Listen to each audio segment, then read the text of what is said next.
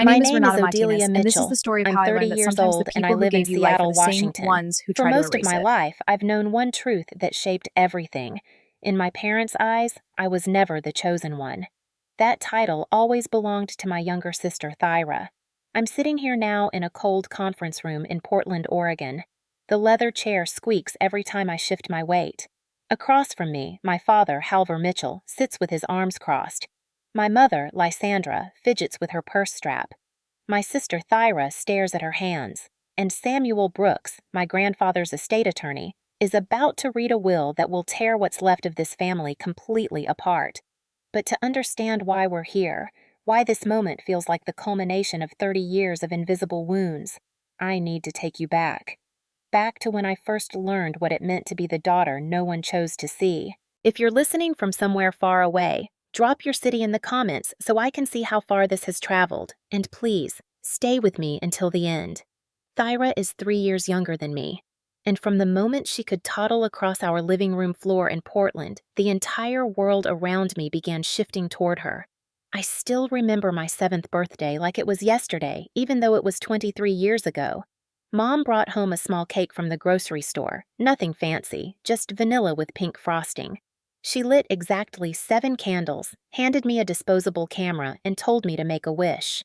No balloons, no music, no friends, just me, my parents, and that flickering light. I closed my eyes and wished for what every 7-year-old wants, to feel special. 3 years later, when Thyra turned 4, I watched from the kitchen window as a full party company transformed our backyard.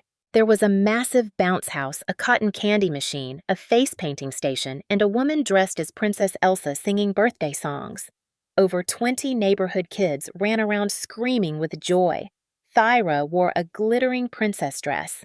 Mom had hired a photographer who followed her around with a professional camera, capturing every moment.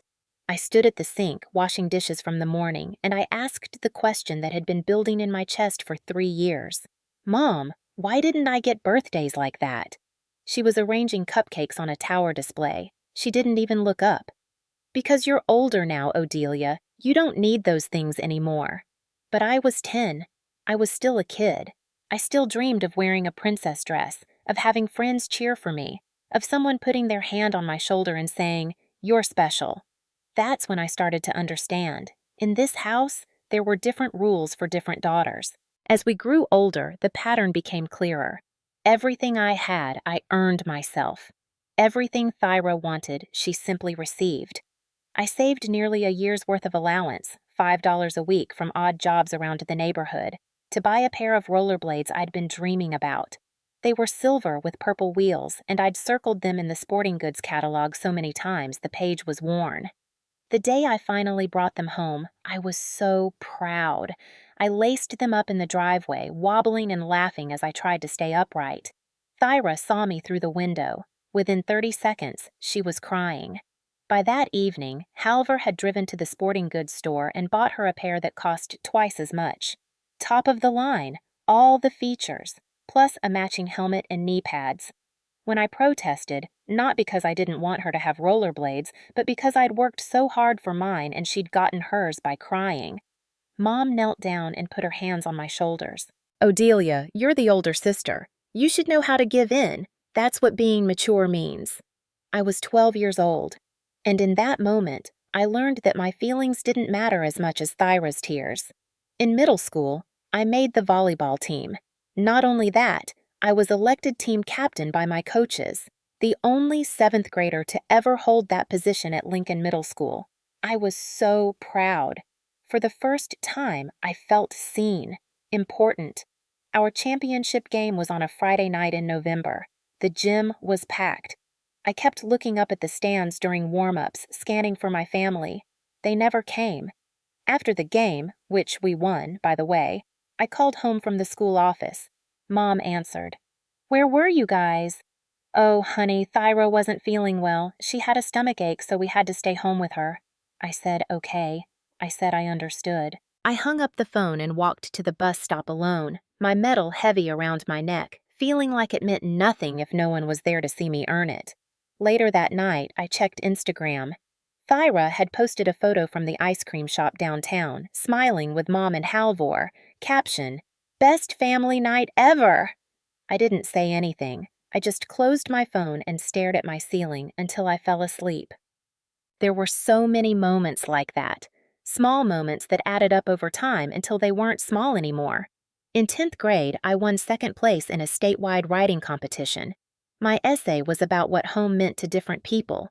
It was personal and raw, and when I found out I'd placed, I rushed home to tell my parents. Halvor was in the living room reading the paper. "That's good, Odelia, but don't let it go to your head." That was it. No hug. No, "I'm proud of you." Just a warning not to get too confident. That same week, Thyra drew a picture in her 7th grade art class, a crayon sketch of her dream house with a pool and a rainbow. Lysandra had it professionally framed and hung it in the center of our living room wall, right above the couch where everyone could see it. My award certificate stayed in my backpack until it crumpled and eventually got thrown away. I started to realize something painful. No matter what I achieved, it would always be treated as expected. But anything Thyra did, anything at all, was celebrated like a miracle. By the time I was in high school, I'd stopped trying to compete for their attention. I just wanted to be good enough that maybe, someday, they'd notice me without me having to beg for it. I joined the debate team, the school newspaper, and a STEM research program for gifted students. I took 5 AP classes. I volunteered at the Portland Public Library every weekend. I did everything I was told would make me successful, and I was good at it, really good. I got a perfect score on my AP calculus exam. Came home, told Halvor. "That's nice. Did you finish your chores? Your mom needs help with the dishes." 2 days later, Thyra got a C+ on a math test. Not even a B, a C+. Lysandra took her out to dinner at her favorite restaurant to celebrate her progress. I stood in the kitchen that night, holding a dish towel, listening to them laugh in the car as they drove away. I squeezed the towel so hard my knuckles turned white. It wasn't Thyra's fault. I knew that even then. She didn't ask to be treated like the sun while I was expected to be the moon. Useful, but only when the sun wasn't shining. But God, it hurt. The breaking point came when I was 17. It was late spring. Thyra had just gotten her driver's license, and Halvor surprised her with a used Subaru, a 2012 Outback in mint condition.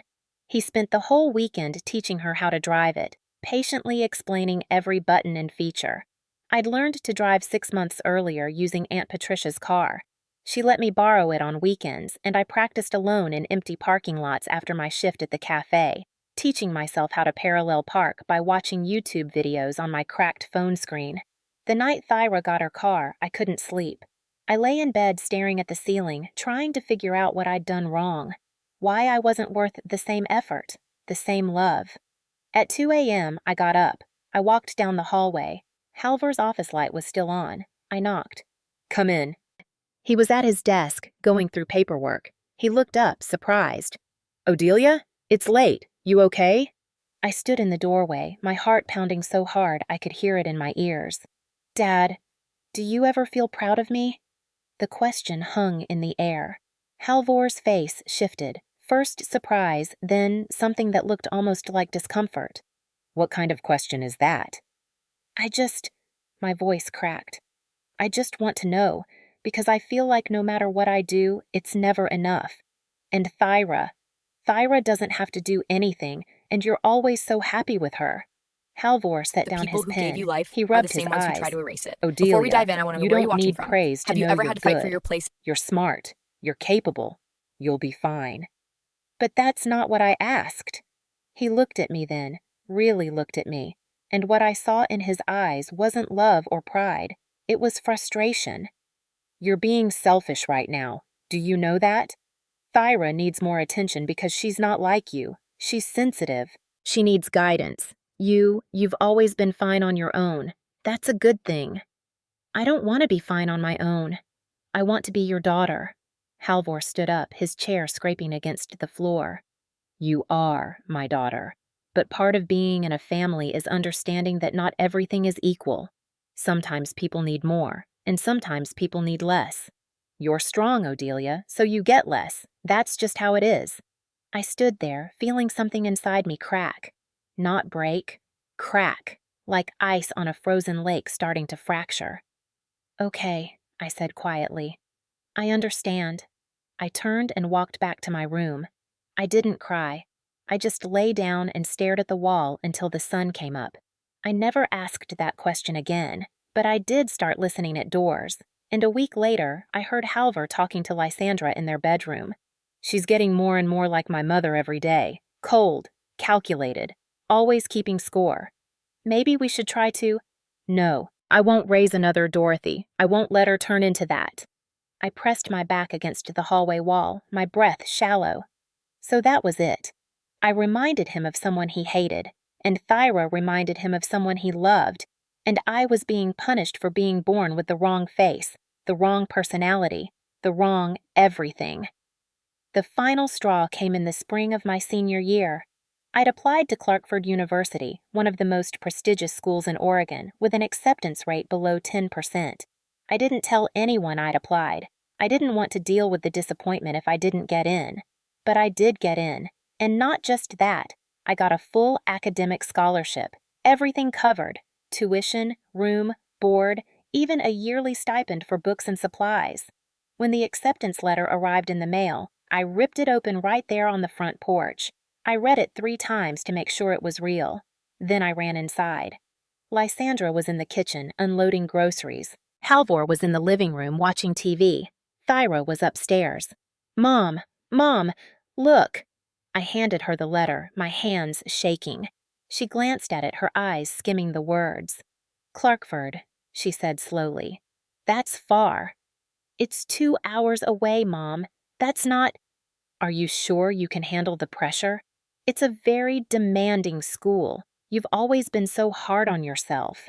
I stared at her, waiting for the other part, the part where she smiled, the part where she said, "I'm proud of you." It didn't come. Instead, she folded the letter neatly and set it on the counter. "We'll talk about it later. I need to help Thyra pick out her prom dress this weekend." And then she walked away. I stood there in the kitchen, the afternoon light streaming through the window, illuminating the acceptance letter on the counter like it was evidence of a crime I'd committed. Halvor walked in a moment later, grabbing a beer from the fridge. "What's this?" He picked up the letter. "I got into Clarkford, full scholarship." He read it, nodded. "Congratulations. Just don't forget your responsibilities here. Your mom can't handle everything alone while you're off at school." He set the letter down and walked back to the living room. That was it. No hug, no celebration, no "we're proud of you." Just a reminder that even my success was somehow an inconvenience. I picked up the letter, folded it carefully, and walked upstairs to my room. I put it in my desk drawer, and I sat on my bed, staring at the wall. That's when I realized they were never going to see me. No matter what I did, no matter how hard I tried, I could cure cancer, win a Nobel Prize, save the world, and they'd still just nod and ask me to take out the trash. For the first time in my life, I felt completely, utterly alone. 3 months later, I moved to Clarkford University. No one helped me pack. No one drove me to campus. I took a Greyhound bus with 2 suitcases and a backpack, watching Portland disappear in the rearview mirror. When I arrived, I saw other freshmen with their parents helping them move into dorms. Moms crying, dads taking photos, families laughing and hugging. I carried my suitcases up 3 flights of stairs by myself. That first night, I lay in my narrow dorm bed listening to my roommate FaceTime her family. She was telling them about her classes, her schedule, how much she already loved college. I rolled over and faced the wall. I told myself I didn't care. I told myself I was strong enough to do this alone. But God, I was tired of being strong. My freshman year was a blur of classes, studying, and work. I took 18 credits per semester. I worked 2 part-time jobs, one at a campus cafe, one tutoring economics students. I joined the debate team and the school newspaper. I didn't have time to think. I didn't have time to feel. That was the point. But my body started to break down before my mind did. I stopped sleeping. I'd lie awake until 4 or 5 a.m., my mind racing with endless lists. Assignments due, shifts to cover, bills to pay, emails to send. When I finally fell asleep, I'd wake up an hour later, heart pounding, feeling like I'd forgotten something crucial. I started having panic attacks. The first one happened in the library. I was studying for my macroeconomics midterm when suddenly I couldn't breathe. The room tilted, my vision blurred. I gripped the edge of the table, trying to steady myself, but it felt like the floor was falling away. I ran to the bathroom and locked myself in a stall until it passed. I didn't tell anyone. I just added panic attack to the list of things I had to manage alone. Sophomore year, during a Finance 201 lecture, Professor Williams was explaining portfolio diversification. I was taking notes, writing down everything he said, when suddenly the words on the page started to blur. My chest tightened. My hands started shaking. I stood up, mumbling something about needing water. I made it 3 steps toward the door. Then everything went black. I woke up in the campus health center. A nurse was taking my blood pressure. Professor Williams was standing nearby, looking concerned. "You fainted," the nurse said gently. "How long has it been since you ate?" I tried to remember. Yesterday? The day before? "I don't know." They ran tests, called a doctor. The diagnosis came that afternoon: nervous breakdown caused by prolonged stress, malnutrition, and severe sleep deprivation. The university required me to see a counselor before I could return to classes. I called my parents from the health center, hands shaking as I dialed. Lysandra answered. "Hi, honey. What's up?" I had to go to the health center. I fainted in class. They said I had a nervous breakdown. Silence. "Oh, well, you've probably been pushing yourself too hard. You need to learn balance, Odelia. You can't just work all the time." "No. Are you okay?" "No. Do you need us to come get you?" "No. What can we do to help?" Just advice, like I was calling for a recipe recommendation. "Okay," I said. "I'll figure it out." "Good. Oh, Thyra's taking her SATs this weekend. I should go help her study. Take care of yourself, sweetie." She hung up. I sat there in the health center, holding the phone, and for the first time since I'd moved to college, I let myself cry. The counselor's name was Dr. Vivian Harper. She was in her 50s, with kind eyes and a calm voice that made me feel like I could finally stop pretending. Our first session, I sat on her couch and said nothing for 15 minutes. She didn't push, she just waited. Finally, she asked, "Odelia, do you feel like you're constantly straining just to be seen?" And that's when I broke. I cried for 20 minutes straight. I told her everything: the birthdays, the rollerblades, the scholarship letter, the phone call from the health center. When I finally stopped, she handed me a tissue and said something that changed my life. "What you experienced is called emotional neglect, and it's a real form of abuse. You're not being too sensitive. You're not being dramatic. You were a child who needed love and support, and you didn't get it. That's not your fault." No one had ever said that to me before. Over the next 6 months, Dr. Harper helped me understand that I'd spent my entire life trying to earn something that should have been freely given: my parents' love. She taught me about boundaries, about self-worth, about the difference between being strong and being abandoned. Slowly, painfully, I started to heal. But healing doesn't mean forgetting, and it doesn't mean the anger goes away. I was angry. For the first time in my life, I let myself feel it. And God, it burned. I graduated from Clarkford with honors at age 22. I received 3 job offers. I chose a financial consulting firm in Seattle, far enough from Portland that I wouldn't be expected to come home every weekend. My parents didn't attend my graduation. Lysandra said Thyra had a choir concert that weekend. I walked across that stage alone, accepted my diploma alone, celebrated alone, and for the first time, I didn't feel sad about it. I felt free. Over the next 8 years, I built a life that was entirely mine. I worked my way up from analyst to team leader to associate director. I bought a small apartment near Green Lake when I was 27, 900 square feet filled with light, plants, and silence. The day I got my keys, I stood in the doorway for 10 minutes, just breathing. This was mine. No one gave it to me. No one could take it away. I called Dorothy, my grandmother on Halver's side, to tell her, "I'm so proud of you, Odelia." she said, her voice warm. Your grandfather would be too. I realized then that those were the words I'd been waiting my whole life to hear from my parents. Good. I kept my distance from the family. I went home once a year for Thanksgiving, stayed for a few hours, and left before dessert. Conversations were surface level. How's work? Fine. How's Thyra? Great. She just started a new TikTok channel. I thought I'd moved on. I thought the distance had healed me. But then, on a cold morning in November, Aunt Patricia called. Odelia, honey. Her voice was shaking. Your grandfather passed away last night. Peacefully, in his sleep. The coffee cup slipped from my hand. It shattered on the kitchen floor, brown liquid spreading across the tile. Grandfather Franklin, the only person in my family who'd ever truly seen me. The funeral was quiet, somber, awkward. I stood in front of his photo, my hand resting on Dorothy's trembling fingers. Thyra stood next to our parents, looking polished. I couldn't tell if her red eyes were from grief or from something Lysandra had just told her. A week later, we were all invited to Samuel Brooks's office for the reading of the will. I went out of obligation. I didn't expect anything. But when Samuel opened that envelope and started reading, everything changed.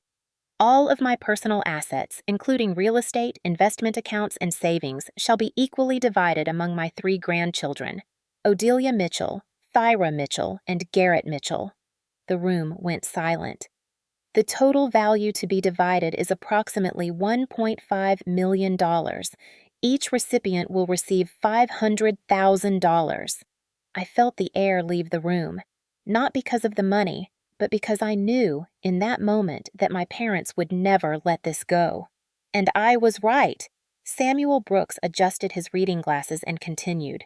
Furthermore, I declare that any individual who challenges this distribution or attempts to alter it through legal or personal coercion shall forfeit their share entirely. This provision is non-negotiable and will be enforced by my designated third-party executor should such challenge arise. He set down the document and looked around the room. This is Clause 7. Your grandfather added it 6 months before his passing. He was very specific about its inclusion. I watched my father's face. I'd learned to read Halvor's expressions over 30 years. The subtle shift of his jaw when he was angry but trying not to show it. The way his fingers tapped against his knee when he was calculating his next move. Right now, he was doing both. Dorothy spoke up from her chair at the end of the table, her voice steady despite her age. Franklin told me why he added that clause. He said, I know what might happen after I'm gone. I won't let them twist this into something it's not. Lysandra's head snapped toward Dorothy. What do you mean by that? I mean exactly what he said. Dorothy's gaze was unflinching. He knew there might be pressure to change things. He wanted to make sure his wishes were protected. Samuel cleared his throat.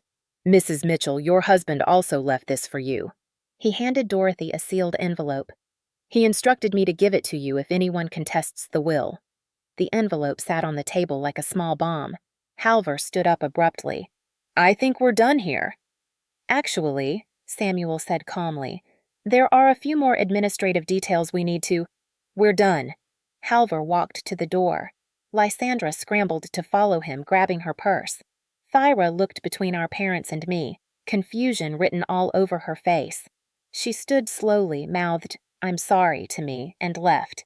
I sat there in the conference room, Dorothy's hand still in mine, and I knew with absolute certainty, this was just the beginning. That evening, I was in my apartment in Seattle, trying to process everything. $500,000. I kept saying the number out loud, trying to make it feel real. It wasn't the money itself that stunned me. It was what it represented. Grandfather Franklin had seen me, had valued me, had made sure I was taken care of equally, despite everything my parents had done to make me invisible. My phone buzzed, a text from Lysandra. Are you free? Your father and I would like to stop by and talk. My stomach dropped. I knew exactly what this was about. I'm in Seattle. It's a 2-hour drive. We're already here. We'll be at your door in 15 minutes. I set down my phone and stared at it. They'd driven up without asking, without confirming I'd be home, because they assumed I'd be available. Because they always assumed that. I had exactly enough time to make tea I didn't want before the doorbell rang. When I opened the door, Halvor walked in first without waiting for an invitation. Lysandra followed, her smile tight and forced. "Your place is lovely," she said, looking around. "Very minimalist." I didn't respond. I poured tea into 3 cups with hands that shook slightly, and we sat in my small living room.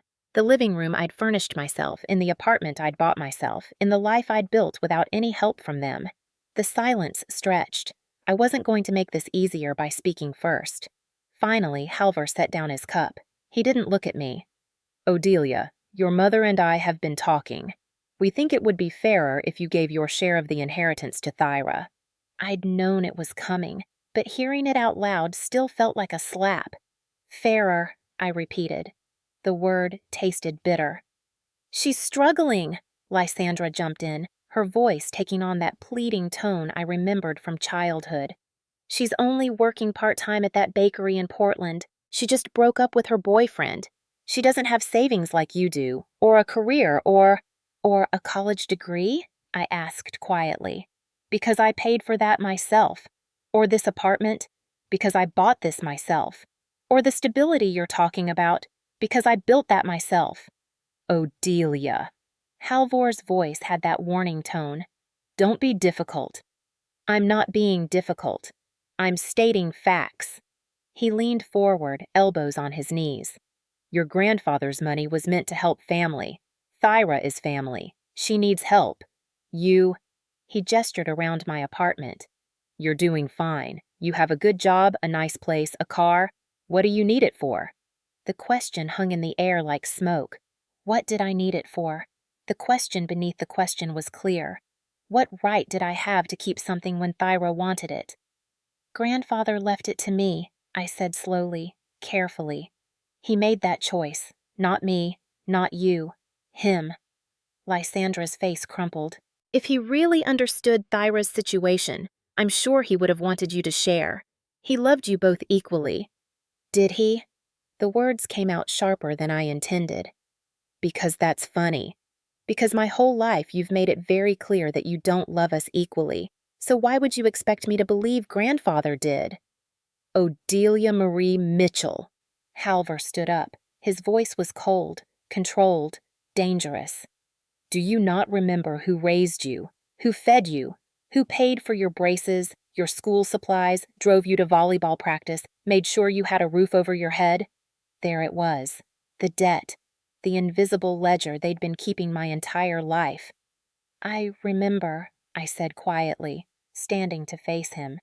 "I also remember who worked from age 16 to pay for anything you deemed extra, who took out credit card debt to buy a laptop for college because Thyra needed the family computer for her homework, who came home for Thanksgiving every year and left feeling more alone than before I arrived." "You're being dramatic." "I'm being honest." My voice rose despite myself. "And you can't stand it because you're finally being asked to see what you've spent 30 years ignoring." Halvor's jaw clenched. When he spoke, his voice was ice. "If you keep that money, don't expect to ever set foot in our house again." The threat should have hurt. Maybe a year ago it would have, but standing there in my own apartment, in my own life, I felt something I'd never felt before with my parents. I felt free. "Maybe it's time I stopped trying," I said softly. Lysandra stood up quickly. "Odelia, he didn't mean—" "Yes, he did." I looked at my father. And for once, we're both being honest about what this family really is. They left 10 minutes later. The tea sat cold on my coffee table. I stood at my window, watching their car pull away, and I realized I wasn't crying. I was angry. I was hurt. But I wasn't broken, because somewhere deep down I'd known this was coming. I'd known since I was 7 years old, watching Thyra's 4th birthday party from the kitchen window, that I would never be enough for them. And I was finally okay with that. 3 days later, I woke up to an email notification on my phone. From Samuel Brooks Law Office. Subject, temporary change. Executor notification. My heart started pounding before I even opened it. "Dear Ms. Mitchell, This is to inform you that Halvor Mitchell has been appointed as the official My name is executor Renata of Franklin Martinez, and Mitchell's this is the story of estate, how I learned per that sometimes family the people who consensus gave you life vote. are the same As ones who try executor, to erase Mr. it. Mitchell has filed a formal petition to review the distribution terms outlined in the will. The petition cites concerns regarding the testator's mental capacity at the time of the will's creation and requests a comprehensive evaluation of Franklin Mitchell's cognitive state during the amendment period 6 months prior to his death. A hearing has been scheduled for December 18th. Your attendance is required. Sincerely, Samuel Brooks, attorney at law. I read it 3 times. Then I threw my phone across the room. They were going to claim grandfather wasn't in his right mind. They were going to say he was confused, manipulated, incompetent. They were going to rewrite history to make him the victim and me the villain. And Halvor, who'd witnessed the signing of the will, who'd sat in that office and watched grandfather make these decisions with perfect clarity, was now the one trying to undo it all. I sat on the edge of my bed, shaking, not from fear, from rage. For a moment, just a moment, I let myself doubt. Was I being selfish? Was I really tearing the family apart over money? Would grandfather want me to fight this hard?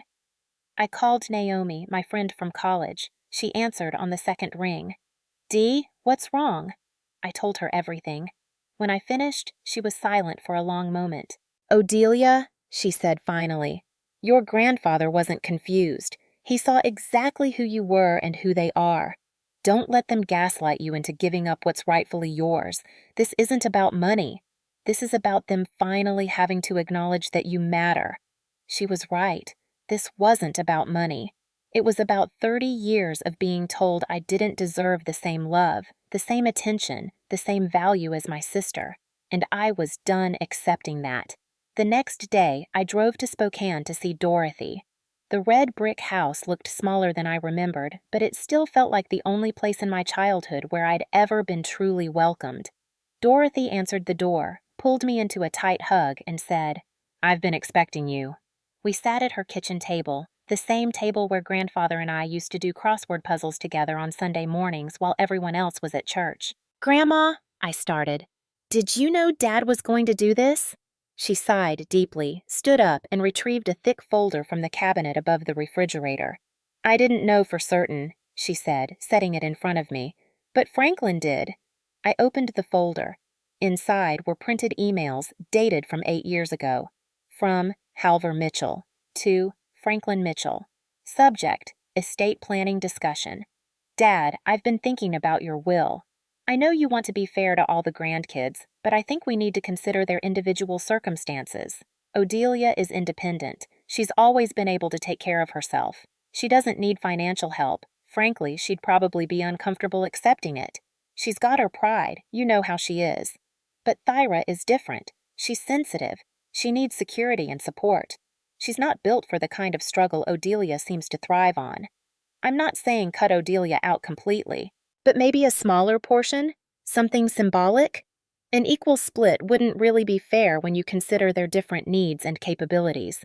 I hope you'll think about this. I'm only bringing it up because I want what's best for both girls. Halvor. My hands trembled as I read it. He'd tried this before, years ago, when I was still in college, still trying to prove myself, still hoping they'd eventually see me. The next email was grandfather's response. From Franklin Mitchell to Halvor Mitchell. Subject, estate planning discussion. Halvor, I understand your concerns, but I have to disagree with your assessment. Odelia is independent because no one gave her another choice. She takes care of herself because she learned early that no one else would. That's not a reason to give her less. It's a reason to give her more. Thyra has been given everything because you and Lysandra never let her try to stand on her own. You've created the very vulnerability you're now using as justification for favoritism. I have 3 grandchildren. I will not make any of them feel less valuable than the others. Odelia has worked for everything she has because she had to. Thyra has been given everything because you wanted to. Those are your choices, not theirs. This ends with me. The will stays as written. Equal shares, no exceptions. And Halvor, stop trying to convince me that giving less to one child is somehow fair. We both know better. Dad. I set down the email, tears streaming down my face, not from sadness, from validation. Someone had seen it. Someone had understood. Dorothy put her hand over mine. Your grandfather knew exactly what he was doing, Odelia, and he knew your father would try this. That's why he added Clause 7.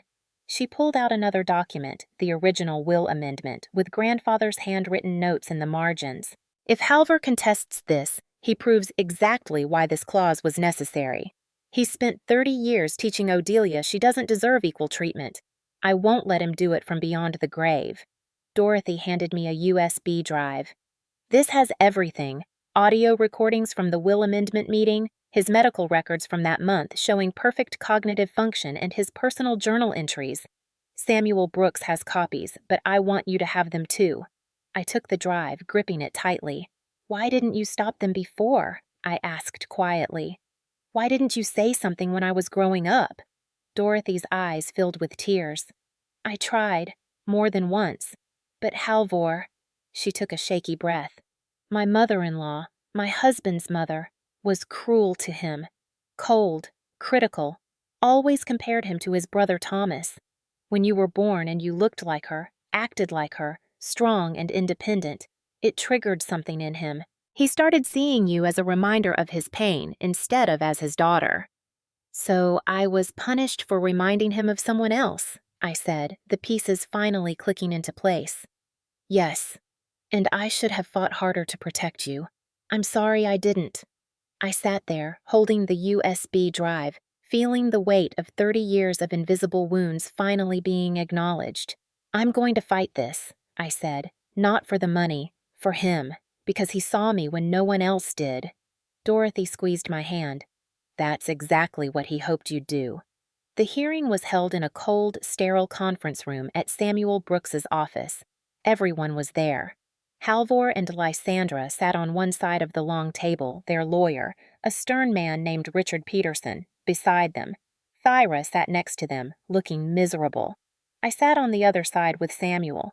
Dorothy sat at the end of the table. Uncle Thomas, Halvor's older brother, and his son Garrett sat in chairs against the wall. An independent arbitrator, Ms. Ellen Rodriguez, presided over the meeting.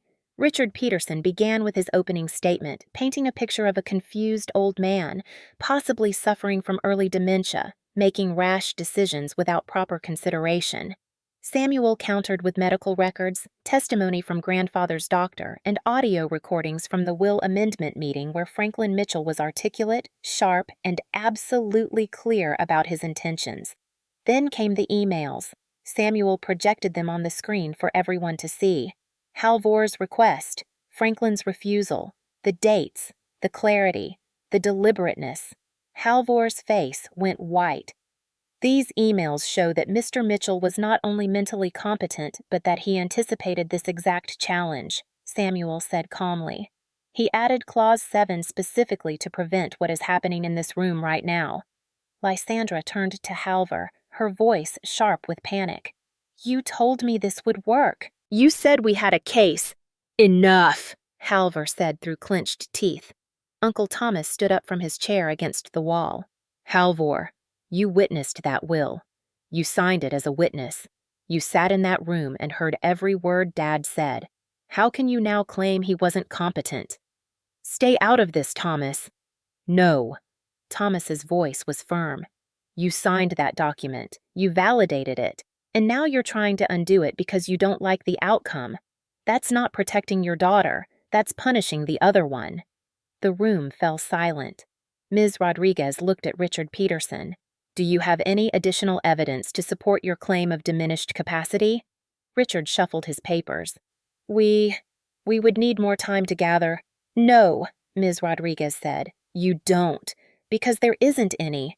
Mr. Mitchell's medical records are pristine. His legal capacity is documented, and this email chain proves he was not only competent but prescient about this exact scenario. She turned to Halvor. Mr. Mitchell, under Clause 7 of your father's will, any individual who attempts to alter the distribution forfeits their role as executor. As of this moment, you are removed from that position. A neutral third-party attorney will be appointed to oversee the final distribution. Halvor stood up abruptly. This is "This is over," Ms. Rodriguez said firmly. "The will stands as written. Each grandchild receives their designated share. This hearing is concluded." As everyone started gathering their things, Thyra stood up. Her hands were shaking. "Stop!" Everyone turned to look at her. "Just, everyone stop!" Lysandra reached for her arm. "Honey, let's go!" Thyra jerked away. "No, I need to say something." She looked at Halvor, tears streaming down her face. "Dad, I don't want this. I never asked for this." "Thyra, we're trying to protect you." "By lying about Grandpa?" Her voice broke. "By trying to take money away from Odelia? How is that protecting me? You don't understand the situation. I understand that you've spent my whole life making me feel like I can't survive without you, like I'm too weak, too fragile, too incompetent to have my own money or make my own choices." Lysandra's face crumpled. "We just wanted to take care of you. You wanted to control me." Thyra's voice was steady now, despite the tears. "And I let you because it was easier than standing up for myself. But I'm done." She turned to me. We made eye contact for the first time since the meeting began. "I'm sorry, Odelia, for everything, for not seeing how they treated you, for not saying anything when I should have, for being so wrapped up in their version of me that I never bothered to look at what they were doing to you." I didn't know what to say. My throat was tight. "Grandpa's will was fair," Thyra continued, turning back to our parents. "You just don't want to admit that you treated us differently for 30 years, that you gave me everything and gave her nothing, and now you're mad that someone finally gave her something you can't take away." "Thyra." Halvor's voice had a warning edge. "No, Dad. I'm done being the excuse for your guilt. I'm done being the favorite, because being the favorite in this family means being the one who never got the chance to be strong." She grabbed her purse and walked toward the door. Before she left, she stopped next to me. "Grandpa saw us both clearly," she said quietly. "It took me 30 years to start seeing what he saw." Then she was gone. The room was silent. Halvor and Lysandra looked stunned. Uncle Thomas had tears in his eyes. Dorothy was gripping the arms of her chair, her face full of pain and pride. Ms. Rodriguez cleared her throat. "The funds will be transferred within 2 weeks. This matter is closed." Samuel walked me to my car. The Seattle evening was cold, rain threatening in the dark clouds overhead. "Are you all right?" he asked. I took a deep breath. "I don't know yet." "Your grandfather would be proud of you. You fought for his wishes. That took courage." I nodded, not trusting myself to speak. As I drove back to Seattle, my phone buzzed. A text from Thyra. "Can we talk?" "Not now." "But soon?" "I have a lot to figure out, but I want to try." I pulled over to the side of the highway, rain starting to spatter against the windshield. For 30 years, I'd been alone in this family, and now, maybe, I wasn't anymore. I texted back, "Yes, when you're ready." 2 weeks later, the transfer went through. $500,000 appeared in my bank account. I sat at my kitchen table, early summer sunlight streaming through the window, and I finally let myself believe it. I hadn't just kept grandfather's money. I'd kept his faith in me, his belief that I deserved to be treated equally, his final gift of validation, and that was worth more than any amount of money could ever be. The morning the money transferred into my account, I didn't feel joy. I felt numb. I sat at my kitchen table with my laptop open, staring at the bank notification. The number was real, $500,000. Not a theoretical promise anymore, but actual money sitting in my account. I touched the screen like I could make it more tangible, like I could prove to myself that I'd actually kept something that belonged to me without having to surrender it for someone else's comfort. My phone buzzed. "Dorothy, are you okay, sweetheart?" I typed back. "I think so. Still processing. Come for dinner this weekend. I'm making your grandfather's spaghetti." That made me cry. Not sobbing. Just quiet tears that surprised me by appearing at all. I'd spent so many years teaching myself not to cry that when it happened naturally, it felt foreign. That afternoon, I drove to Spokane. Dorothy opened the door and pulled me into a hug before I could say anything. She didn't ask questions. She just held me the way my mother never had, without conditions, without expectations, without needing me to be anything other than exactly who I was. We ate spaghetti at the kitchen table. She put on grandfather's jazz records, the ones he used to play on Sunday mornings while reading the newspaper, and for the first time in months, I ate without feeling like I had to hold myself together. After dinner, Dorothy took me upstairs to grandfather's office. It was exactly as he'd left it. Books on the shelves, papers on the desk, his reading glasses folded on top of a crossword puzzle he'd never finished. She opened a drawer and pulled out a wooden box. "He kept track of everything you did," she said softly. "You didn't see it, but he followed every step."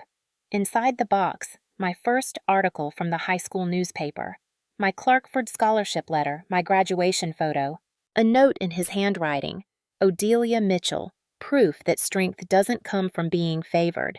It comes from surviving despite the lack of it."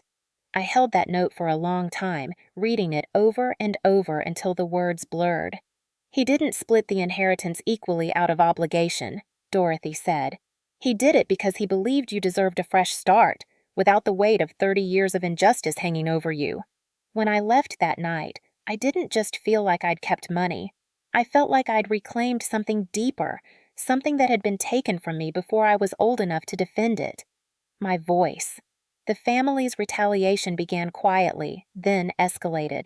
First, I was removed from the family Facebook group. No warning, no explanation, just gone. Then came the whispers. A former classmate of Thyra's messaged me on Instagram.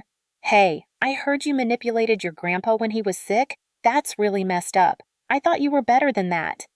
I stared at the message, my stomach twisting. So that was the story they were telling, that I'd coerced a dying old man, that I'd taken advantage of someone vulnerable. I didn't respond. What was the point? The truth had been established legally. But in the court of family gossip, facts didn't matter as much as narrative. My cousin Emma unfollowed me. Uncle Robert's wife sent me a passive-aggressive text about family values and respecting elders. Aunt Patricia, who'd been kind to me my whole life, stopped answering my calls. Lysandra was spreading the story through her church circle, her book club, her yoga class. She'd turned me into the villain of a story where she and Halvor were the helpless victims trying to protect their vulnerable daughter from a greedy, manipulative older sister. The worst part wasn't the lies. It was how easily people believed them. Because when you've been invisible for 30 years, no one has enough information about you to defend you. They only know the version your parents created. And in that version, I'd always been cold, distant, difficult. It was easy to believe I'd be capable of manipulation. One evening, I got a text from Uncle Thomas, the one family member I'd thought might stay neutral. "Odelia, your Aunt Linda is heartbroken over this family conflict. Are you sure this is what your grandfather would have wanted? All this fighting and division?" I stared at that text for 20 minutes before deleting it without responding, because there was no point in explaining that I hadn't created the division. I'd just stopped pretending it didn't exist. I started avoiding all family events. I didn't go to Easter.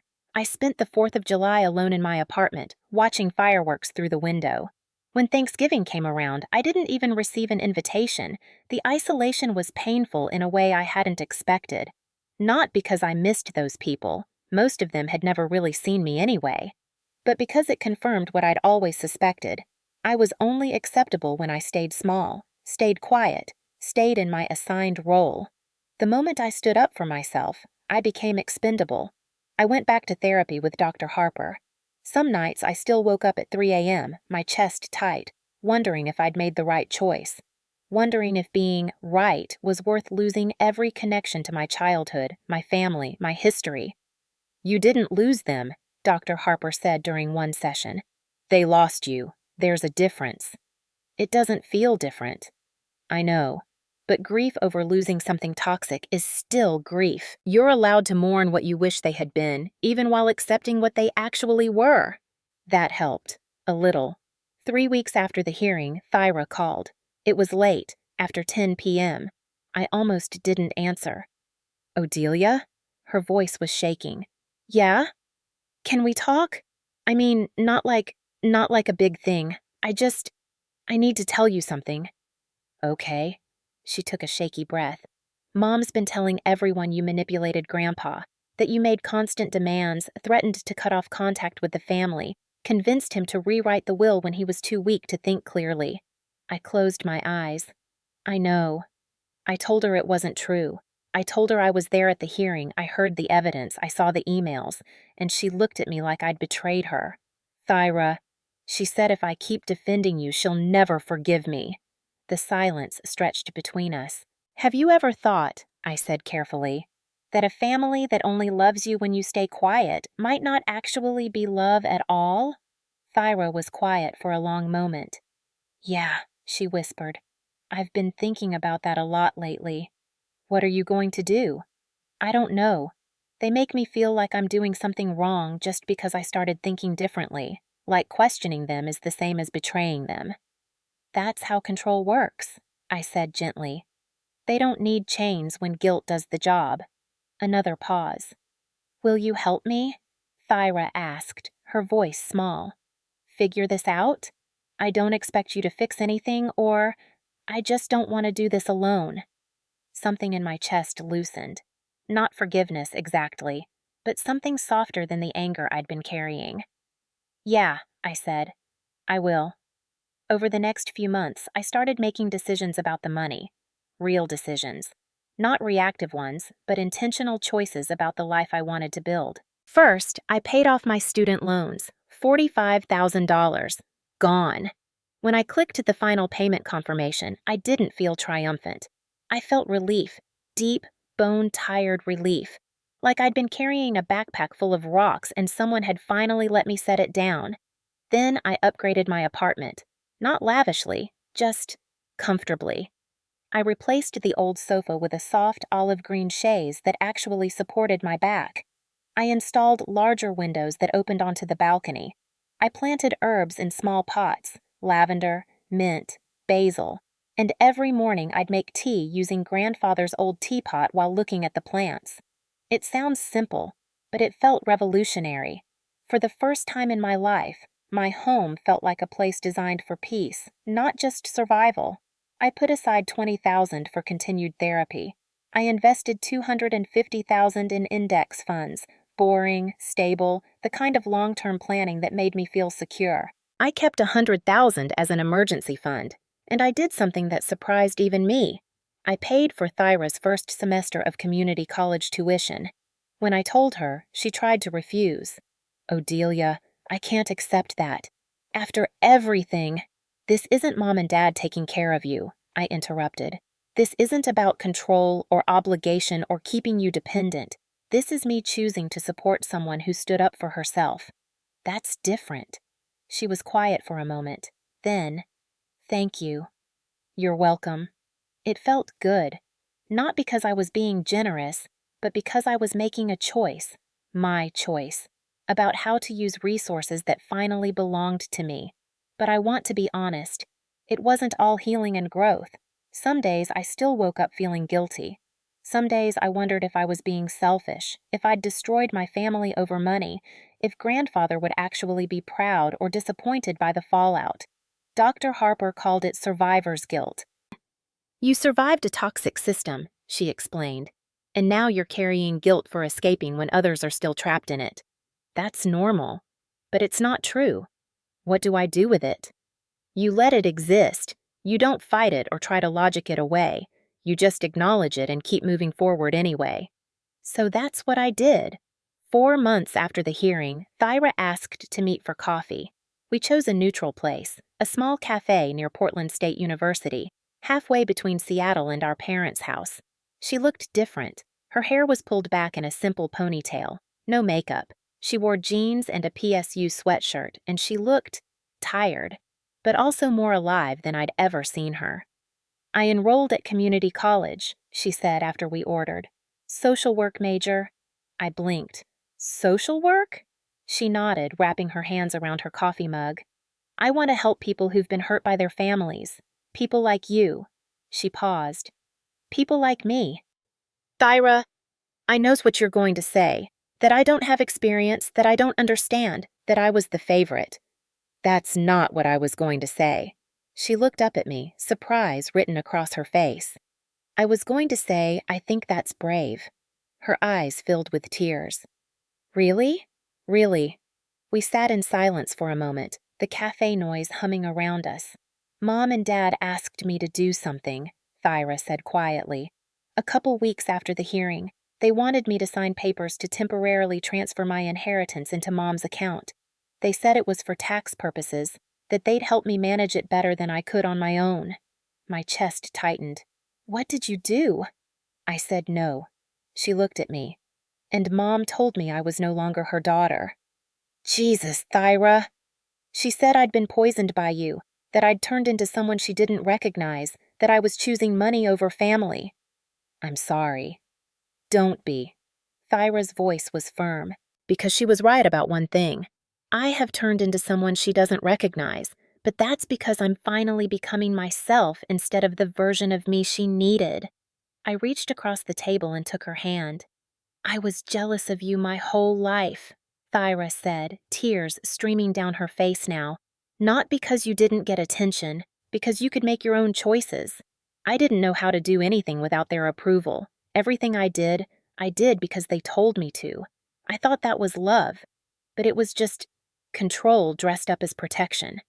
You didn't know, I said gently. Neither of us did. We were kids. But you figured it out. You left. You built a whole life for yourself. And I just stayed. You're leaving now? She looked at me, really looked at me. Yeah, I guess I am. Before we left the cafe, Thyra told me something that finally made everything make sense. Mom told me something once, she said. I was 16. She said, your father's mother made him feel worthless his whole life, always comparing him to his brother, always criticizing, never satisfied. We won't let that happen to you. But they did it to me instead, I said quietly. Yeah, Thyra's voice broke. They protected me from the pain Grandma Dorothy caused Dad by inflicting it on you, and I never even saw it happening. 6 months after the inheritance settled, I received a letter. Actual handwritten letter, postmarked from Portland. No return address, but I recognized the handwriting. Lysandra. I held the envelope for 3 days before opening it. Part of me wanted to throw it away.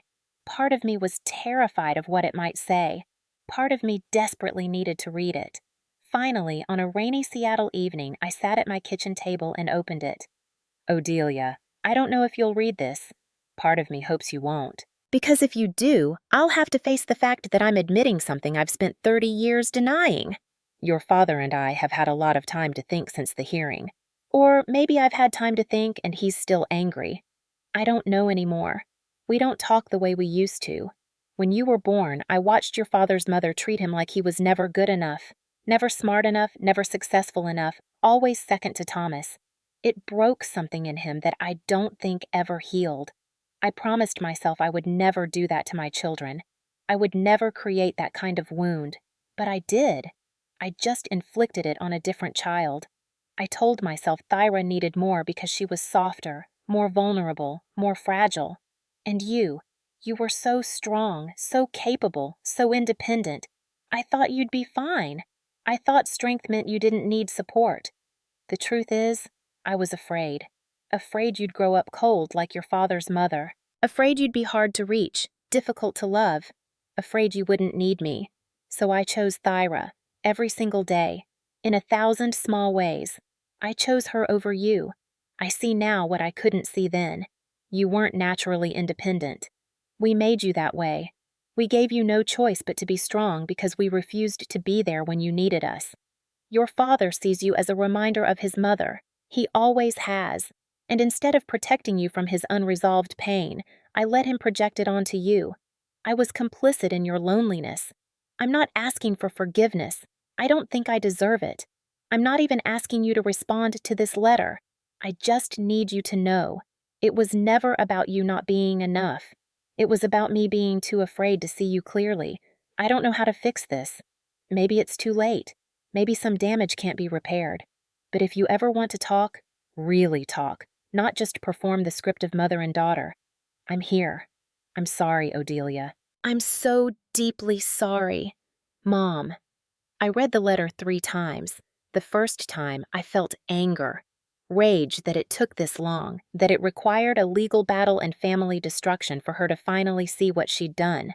The second time, I felt grief, for the mother I'd needed and never had, for the relationship that could have been if she'd been brave enough to face her fears 30 years earlier.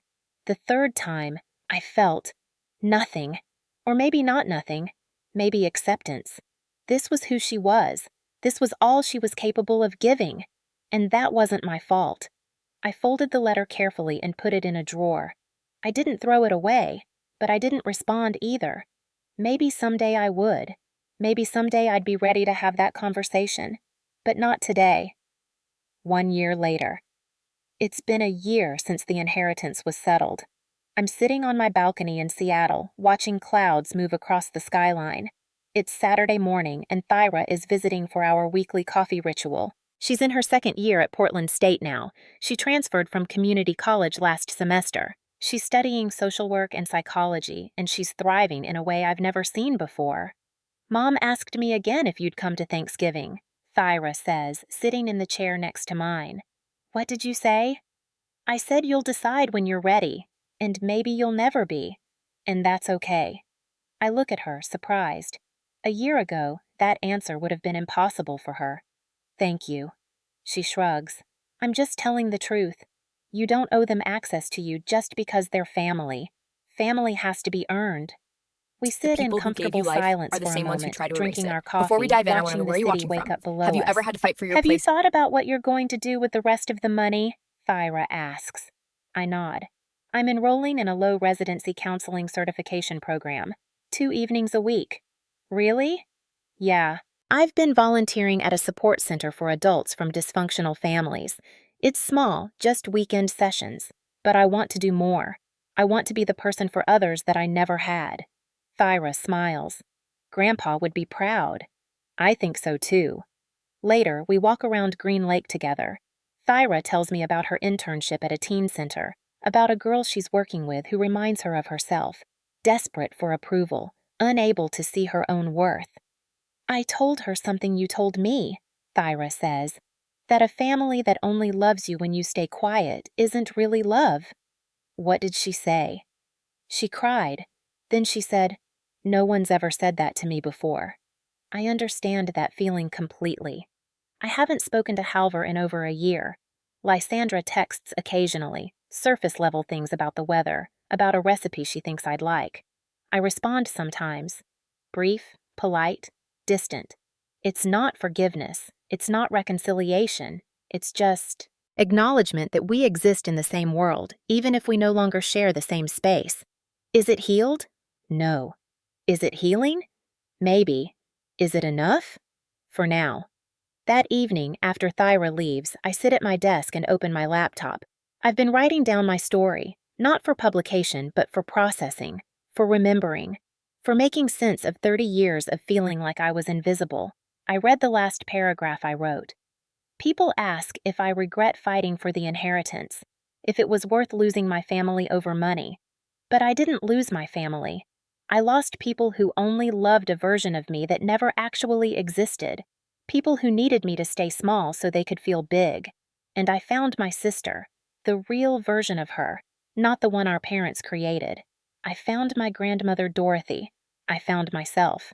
Grandfather didn't just leave me money. He left me permission. Permission to stop shrinking. Permission to take up space. Permission to walk away from people who couldn't see me without feeling guilty about it. The old cycle, the one of favoritism, conditional love, and emotional neglect, ended with him. And this new chapter? The one where I get to define my own worth, build my own family, choose my own path? I'm still writing it. I close the laptop and walk to the window. The Seattle skyline is lit up now, city lights reflecting off the lake. I think about 7-year-old me, standing in front of a grocery store cake with 7 candles, wishing to feel special. I think about 17-year-old me, holding a scholarship letter in an empty house, realizing I'd never be enough. I think about 30-year-old me, sitting in a lawyer's office, finally receiving proof that someone had seen me all along. And I realize I don't need them to see me anymore. I see myself, and that's enough.